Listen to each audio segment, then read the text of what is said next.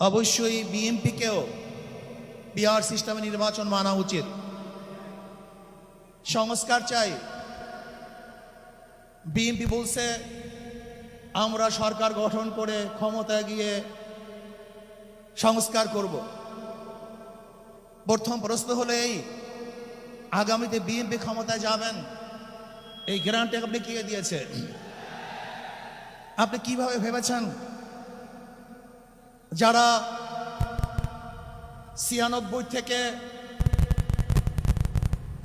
96 পর্যন্ত ফেল করার কারণে 96 ক্ষমতা আসতে পারে নাই, আবার 2001 থেকে 2005 পর্যন্ত দেশ চালাবার কারণে 2008-এ তারা ক্ষমতা আসতে পারে নাই।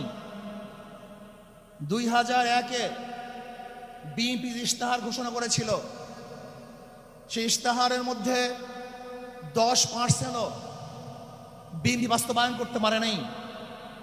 এমনকি 2001-এ বিএনপির ইশতেহারের 1 নম্বর শর্ত তারা পালন করতে পারে নাই। আমি বিশ্বাস করি আগামীতে ক্ষমতায় কে যাবে না না যাবে আমি জানি না, কিন্তু বাংলাদেশের জনগণ কোন দুর্নীতিবাজ, চাঁদাবাজ, দখলবাজ, খুনিদেরকে আর ক্ষমতায় নিবে না।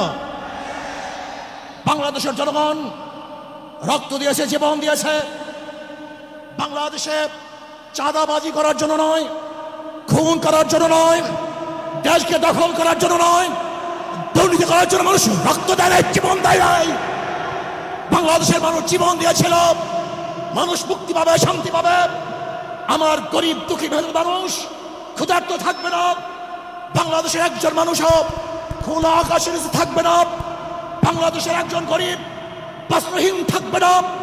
আমার বাংলাদেশের কোনো মানুষ গুম হবে না, খুন হবে না, বাংলাদেশের কোনো ব্যবসায়ীকে চাঁদা দিতে হবে না, বাংলাদেশের প্রত্যেক নাগরিক অধিকার বাস্তবায়ন হবে, তারা শান্তিতে বসবাস করতে পারবে, নির্বিঘ্নে ঘুমাতে পারবে, আমার মা বোনরা ইজ্জত দিয়ে রাস্তায় চলাফেরা করতে পারবে।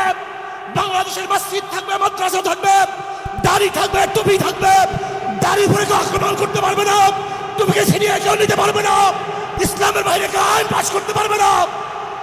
এর জন্য জীবন দিয়েছিল, রক্ত দিয়েছিল। দ্বিতীয়বার দাড়ি টানবে এই দৃশ্য দেখার জন্য মানুষ রক্ত দেয় নাই।